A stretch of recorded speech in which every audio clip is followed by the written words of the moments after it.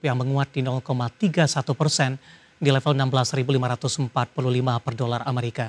Di mana secara intraday rupiah sempat menguat ke level 16.524 per dolar Amerika.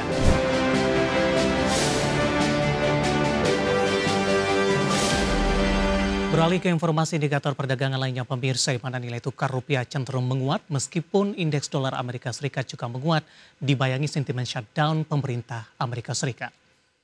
Dikutip dari data RTI hingga perdagangan Selasa siang tadi, rupiah menguat di 0,31% di level 16.545 per dolar Amerika.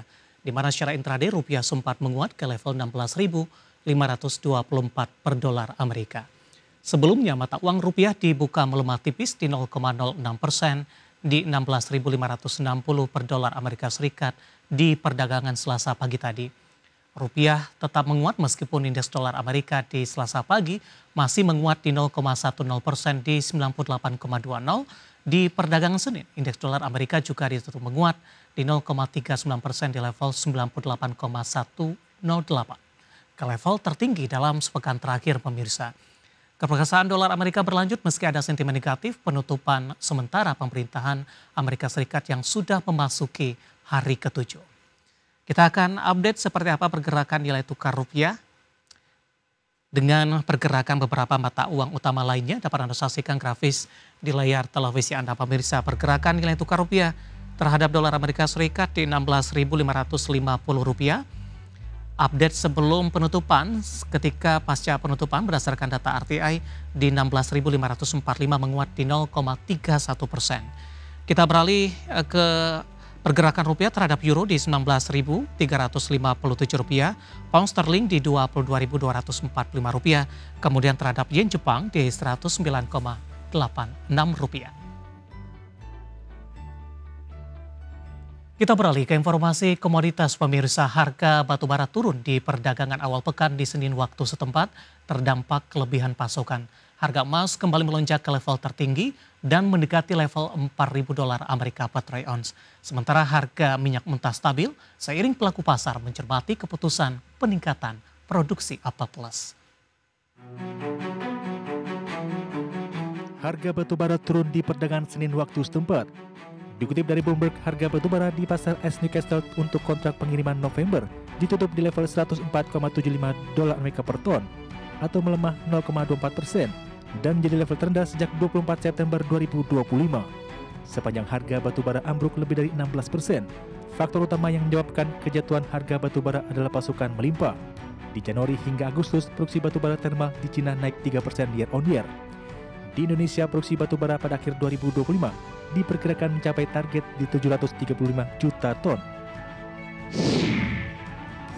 Harga emas kembali melonjak ke rekor tertinggi di tengah perkembangan politik di Prancis, kenaikan imbal hasil obligasi Jepang di tengah kekhawatiran inflasi, dan penutupan pemerintahan Amerika Serikat yang masih berlanjut.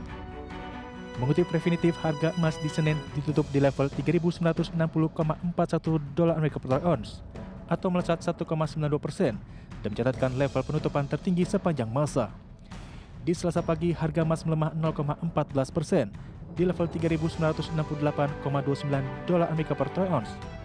Namun berbalik menguat hingga ke level 3.977,19 dan menjadi rekor intraday tertinggi baru. Harga minyak dunia bergerak stabil di perdagangan Selasa pagi pukul 9.15 waktu Indonesia Barat. Seiring pelaku pasar mencerna keputusan terbaru OPEC Plus yang menaikkan produksi lebih kecil dari perkiraan. Mengutip Refinitiv, harga minyak mentah Brent kontrak Desember di level $65,58 Amerika per barel atau naik tipis dibanding hari sebelumnya di $65,47 Amerika per barel. Minyak WTI Amerika Serikat stabil di $61,77 Amerika per barel dari sebelumnya di $61,69 Amerika per barel. Berbagai sumber untuk ID Action. Dan seperti apa update terkini pergerakan harga sejumlah komoditas yang berhasil dihimpun oleh tim redaksi kami sampai dengan sore hari di waktu Indonesia Barat, di mana minyak WTI Amerika Serikat menguat di 0,26% di level $61,84 Amerika per barrel. Nikel melemah di 0,06% di $15.443 Amerika per metrik ton. Emas melemah tipis di 0,02% di level $3.977 Amerika per troy ounce. CPO menguat di 0,67% di $4.441 Rp436 Malaysia per tonnya.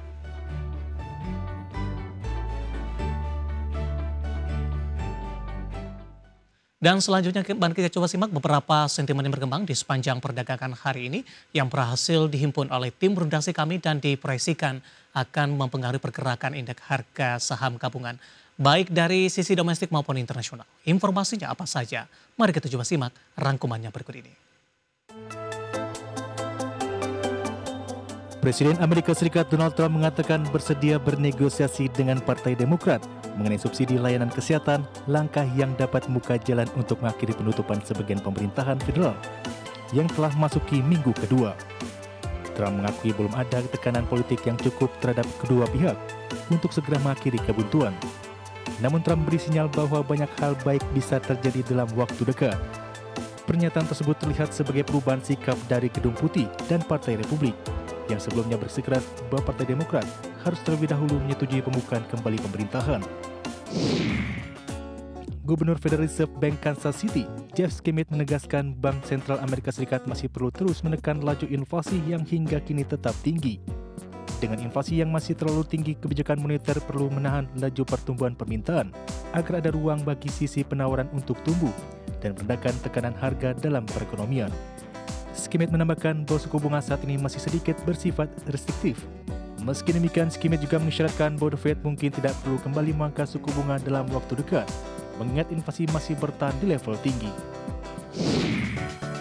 Dari Asia, Bank Sentral Cina menambahkan emas ke cadangan devisa di September untuk bulan ke-11 berturut-turut. Mengutip Reuters, data resmi dari People's Bank of China atau PBOC, menunjukkan cadangan emas Cina naik jadi 74,06 juta per troy ounce di akhir September, dari 74,02 juta per troy ounce di akhir Agustus. Menurut PBOC, cadangan emas bernilai 283,29 miliar dolar Amerika Serikat di akhir bulan lalu, atau naik dari 253,84 miliar dolar Amerika Serikat di akhir Agustus. Sebelumnya di Mei 2024, PBOC menghentikan aksi pembelian emas selama 18 bulan, namun melanjutkan pembelian emas di November 2024. Dari dalam negeri, Bank Indonesia mencatat cadangan devisa di akhir September 2025 tercatat di 148,7 miliar dolar Amerika Serikat, lebih rendah dari posisi di akhir Agustus 2025 di 150,7 miliar dolar Amerika Serikat. Dengan demikian, cadangan devisa turun 2 miliar dolar Amerika Serikat di September 2025. Kepala Departemen Bank Indonesia Ramdan Denny Prakoso mengatakan, perkembangan cadangan devisa dipengaruhi pembayaran utang luar negeri pemerintah serta kebijakan stabilisasi nilai tukar rupiah Bank Indonesia dalam menghadapi ketidakpastian pasar keuangan global yang tetap tinggi. Berbagi sumber untuk IDXNO.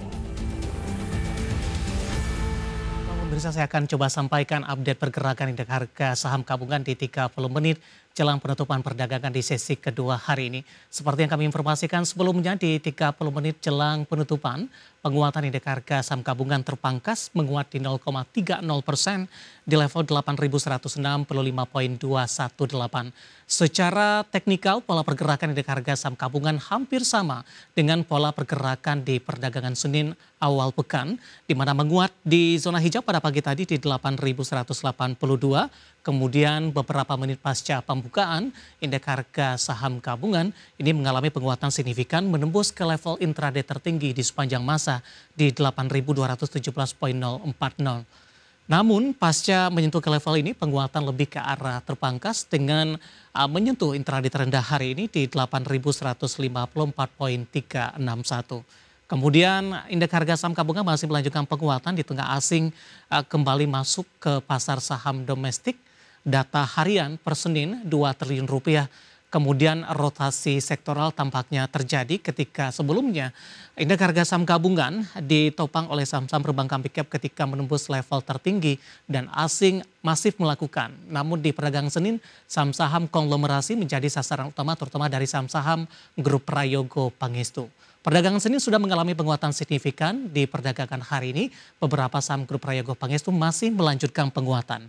Ada CDIA menguat di 11% di 2.220, Cuan melesat di 23,03% di 2.180. Sementara PTRO menguat di 1,75% di 7.275, BRPT menguat di 3% di Rp4.120 per sahamnya. Kemudian kondisi berbeda terjadi untuk Brent berbalik ke zona merah pemirsa. melemah di 0,25% di 9.950. Hari ini sempat melesat secara intraday ke 10.350 rupiah per sahamnya.